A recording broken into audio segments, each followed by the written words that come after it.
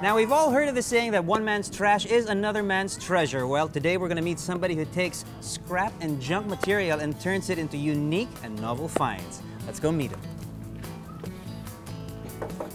There he is, the man himself. Hey, Paolo. Hi, Mitch. How are you? Come in. All right. I'm Mitch Shivers. I'm an industrial designer. I'm also faculty at the UP Fine Arts, Diliman, and CSB. I create the sustainably designed products. I'm also a picker and a junk collector. I give junk a second life. So basically, something that's thrown away, I tweak it, make it something more functional. It's more like functional art. I pretty much use everything what I see, so nothing goes to waste. So everything gets used in a different application. We haven't even made it into the house, and there's already something interesting. Tell me about, what you're all about. This was pretty much my first computer. It was an Apple G3. Now I recognize it. I had one of these as well.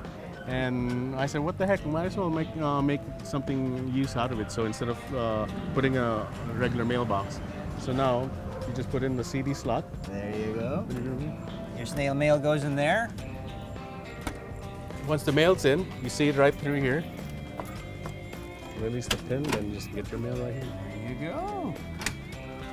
These were rescued. That's why I'll show you the gate part, which is railroad tracks. What are these? Yeah, railroad tracks, okay. Which is also connected to my dining table. And I can show you first the beginning.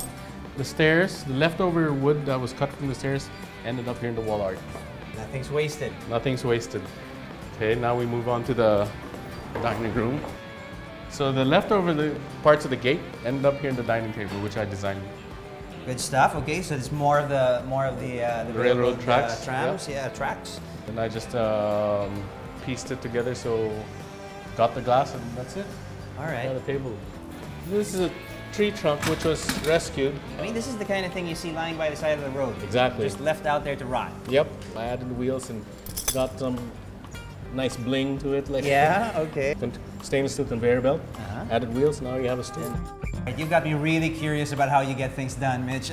Where do you do your art? How do the ideas come to you? Do you have like a secret group of elves who do this for you, or how does this work? I do everything by hand, and a lot of power tools. Right. So I can show you the rest of it at my shop. Okay, the man cave. Yeah, the man cave. Yeah. Let's go. Okay. This is it. Here we are. These are some of the pieces that was from my exhibit. It was a coffee table. These are actually planks from old stairs. Okay. Truck parts where you can actually use them. The candles. Okay, this one's an old meter, and I turned it into a clock. Look at that. How would you define your style? Is there a method to this madness? I don't know. It just comes to me. Yeah. It's more freestyling. So I'm almost like I'm like a picker. Right. So I go around. Now if I need to find particular parts, I go junk shops, junkyards. Right. But most of the stuff comes from friends, family. And this one's a 55-gallon drum, which everything's still original. Didn't change the paint. The paint. You can still see at the back. It's a salvage. It says salvage drum. Yeah. So everything's all original. Then what I did is cut it up by hand. Had it upholstered in leather. Nice. You can see some pistons and column rods down here. From my old CRB pistons. Yeah. And on the side we have a little bit of stainless trim. Yep, for the magazine rack. And the cover is now the side table. Side table. I can hear some music coming from in there, and I know it's probably going to be more interesting in there. What's inside here? This is the man cave. The man cave. Going into the man cave. Well, let's look around. Let's see what else we got going here. Got beats, we'll travel. Got beats. This is one of the more interesting and novel ways I've seen to use a speaker. I don't know if you guys can hear this, but the sound is actually coming from here. That's a great idea, man. Okay. This one, everybody owns a. I've seen an old. We had one of these when old rotary phone. Back in the day, we had one of these. Is it useful now? Some you can use it, but these are mostly just displayed at home. Right, yeah. So people collect phones. So what I did was I tweaked it where I call this a party line. Okay. So what I did was now you can stick your MP3 player or iPod, and when you The music's coming from the phone. It's coming from the party line. then from the party line. I love it. And when you want to switch it off, you can just like turn off. What do you do with your stuff? Surely you end up with more things than you need. Yeah. I mean, obviously you're an artist. Do you sell your pieces? Do people order them? I sell it. I sell it through friends. It's mostly word of mouth. Right. If people can contact me by email, and each piece is unique, so it's not like I mass produce stuff. So Right. It's like a sculpture. If somebody sees something that they like, but you've sold it to somebody else, can you kind of go, you know, Mitch, I really like that party line. Do you think you could make me one? Well, that's the thing. I don't. The pieces don't come in regularly, so Right. it's like whatever comes, then that's what I make. Then now, if someone wants to have their own piece made, then I can do it for them.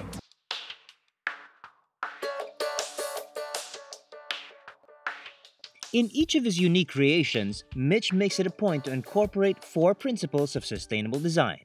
The principles that apply to what I do is energy efficiency, renewability, waste reduction, and collaborative consumption. The first one would be energy efficiency, which is basically I use less of new energy and materials to produce the product. Renewability, I source local and I source materials nearby or local. Waste reduction is I reduce material that goes to the landfill. And the last one is collaborative consumption. That's one man's trash is another man's treasure. What I do is I add value to a piece, and when the product's finished, it's used by another person. So it has like a 360 effect. From the smallest nuts and bolts to conveyor belts and steel drums, Mitch believes that no junk is ever worth throwing away. When you buy something that has a specific purpose or application, and once it gets broken, what do you do with it? You toss it. We're surrounded with junk, and we hate to throw away things that matter to us. Now, if we don't control our junk, then we might as well keep using it. Industrial design is really something that you design for mass production. I'm the opposite. So there's something that's already been mass produced, and once it's broken, I give it second life, fix it up, and it goes back into the system again, and so something in a new way. So it makes me feel good. I have fun with the things I make.